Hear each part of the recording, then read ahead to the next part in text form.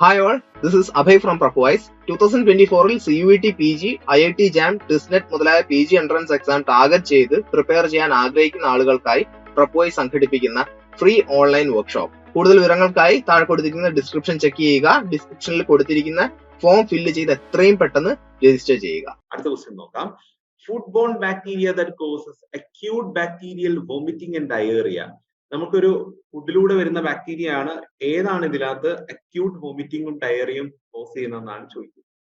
അപ്പം ഇത് കൺഫ്യൂസിങ് ആവുന്ന സാധനങ്ങളുണ്ട്. നമുക്കൊന്ന് നോക്കി നോക്കാം എങ്ങനെയാന്നുള്ളത്. ഒന്നാമത്തെ ഷിഗല്ല, രണ്ടാമത്തത് സാൽമോണല്ല, സീസ്യൂഡോമോണാസ് എറുഗിയോറ, നാലാമത്തത് ക്ലോസ്ട്രിഡിയം ടെറ്റനിയാണ്, യേഴ്സീനിയ എൻറ്ററിക്കോളയാണ് ഓപ്ഷൻ ഇ കൊടുത്തിരിക്കുന്നത്. അപ്പൊ ഇതിനകത്ത് നമുക്ക് കൺഫ്യൂസിംഗ് ആണ്. അപ്പൊ ക്ലോസ്ട്രിഡിയം ടെറ്റനി ടെറ്റനസ് ആണ്, അത് ഇതുമായിട്ട് ബന്ധമില്ല അല്ലെ. അപ്പൊ ഓപ്ഷൻ ഡി വരുന്ന 1ഉം 3യും നമുക്ക് ഈസി ആയിട്ട് നോക്ക് ഔട്ട് ചെയ്യാം. പിന്നെ കൺഫ്യൂഷൻ ഉള്ളത് ഈ മൂന്നെണ്ണത്തിൽ ഏതാണെന്നുള്ളതാണ് അല്ലെ.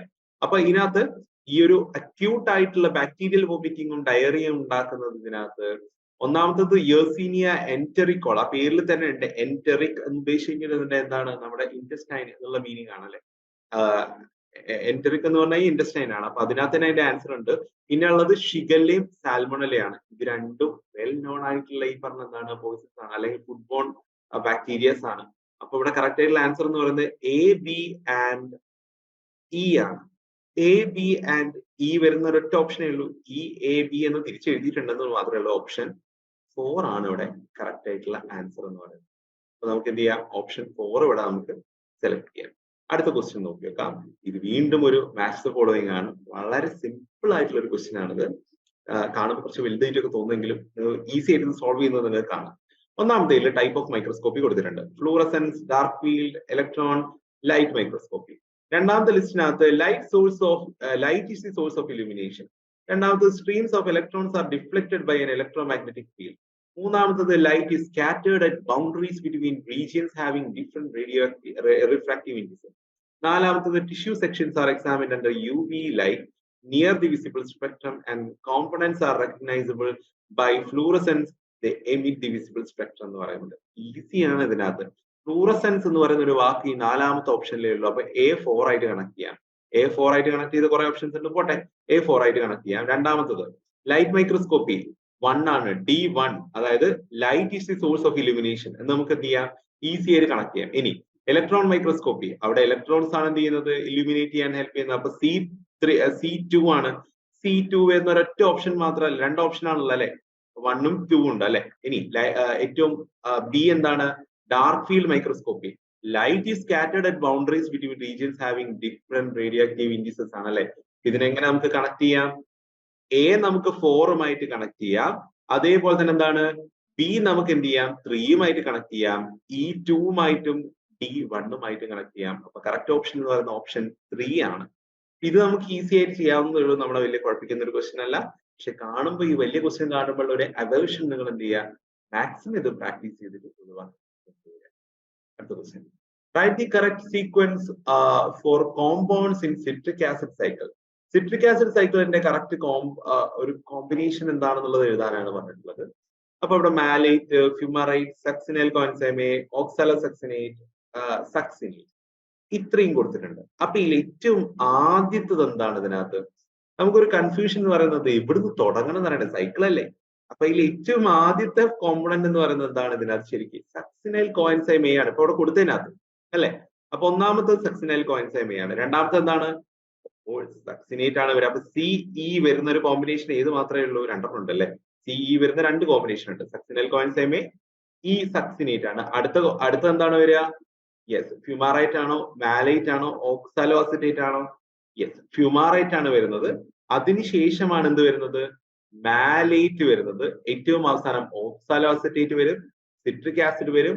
അങ്ങനെ എന്ത് ചെയ്യാൻ തുടങ്ങും, ഓരോന്നും അടുത്തയിലേക്ക് ഇങ്ങനെ പോകാൻ തുടങ്ങും അല്ലെ. അപ്പൊ കറക്റ്റ് ഓർഡർ എന്ന് പറയുന്നത് എന്താണ്, സക്സിനൈൽ കോൻസൈം A, CEBAD ആണ് അല്ലെ. CEBAD ഓപ്ഷൻ 1 ആണ് ഇവിടെ കറക്റ്റ് ആയിട്ടുള്ള ആൻസർ എന്ന് പറയുന്നത്. അടുത്ത ക്വസ്റ്റ്യൻ നോക്കിയിട്ട് which of the following is correct about RNA interference or CRNAi എന്നാ ചോദിച്ചിട്ടുള്ളത്. നമുക്ക് ഓരോ സ്റ്റേറ്റ്മെന്റുകളും വായിച്ചു നോക്കാം, അതിൽ ഏതാണ് ശരിയായിട്ടുള്ളത് എന്നുള്ളത് ഞാൻ പോകെ പറയാം. ഒന്നാമത്തത് RNAi take place in all prokaryotic organisms as a method of cellular defence എന്നാ പറഞ്ഞത് അല്ലെ. അപ്പൊ എല്ലാ പ്രൊകാരിയോട്ടിക് ഓർഗാനിസംസിലും സെല്ലുലാർ ഡിഫൻസ് മെക്കാനിസം ആയിട്ട് എന്ത് നടക്കുന്നില്ല? RNA ഇന്റർഫിയറൻസ് നടക്കുന്നില്ല. അത് സ്റ്റേറ്റ്മെന്റ് എന്താണ്?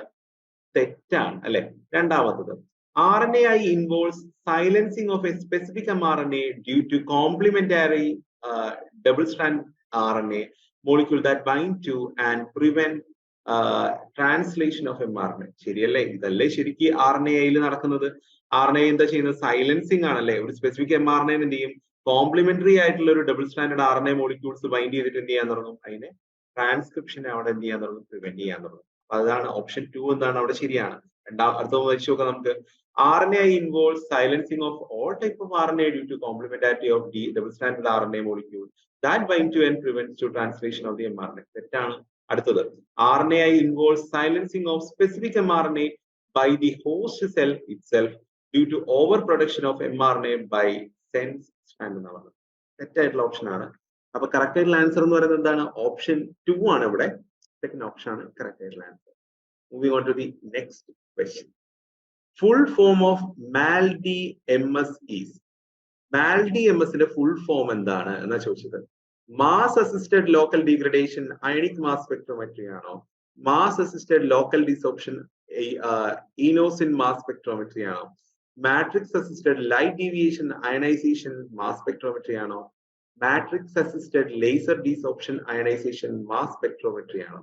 ഇതിൽ കറക്റ്റ് ആയിട്ടുള്ള ആൻസർ എന്ന് പറയുന്നത് ഒന്നും നോക്കാനില്ല, നാലാമത്തെയാണ് അല്ലെ. Matrix assisted laser desorption ionization mass spectrometry എന്നാണ് ഇതിന്റെ ഫുൾ ഫോം എന്ന് പറയുന്നത്. MALD-MS-ന്റെ ഫുൾ ഫോം എന്ന് പറയുന്നത്. മാസ് സ്പെക്ട്രോമെട്രി ഇവിടെ കറക്റ്റ് ആയിട്ട് കൊടുത്തിട്ടുണ്ട്. MALD ആണ് ഓർത്ത് വെക്കേണ്ടത്. ഈ ഡീസോപ്ഷൻ ഓർത്ത് വെക്കുക. Laser desorption ionization mass spectrometry ആണ്. ഓക്കെ, അപ്പോ കറക്റ്റ് ആൻസർ ഓപ്ഷൻ 4 ആണ്. അടുത്ത കൊടുത്തിട്ടുള്ള എന്താണ്? നമ്മുടെ താഴെ കൊടുത്തിരിക്കുന്നത് ബീറ്റ ഓക്സിഡേഷൻ ഓഫ് ഫാറ്റി ആസിഡുമായിട്ട് ലിങ്ക് ചെയ്തിട്ടുള്ള എന്തൊക്കെയാണെന്ന് ചോദിച്ചിട്ടുള്ളത്. ഒന്നാമത്തത് ആക്ടിവേഷൻ ഓഫ് ഫാറ്റി ആസിഡ് ആണ്. ലിങ്ക്ഡ് അല്ലേ? ബീറ്റ ഓക്സിഡേഷൻ നടക്കണമെങ്കിൽ ആക്ടിവേഷൻ ഓഫ് ഫാറ്റി ആസിഡ് നടക്കണ്ടേ? ഓപ്ഷൻ എ ശരിയാണ്.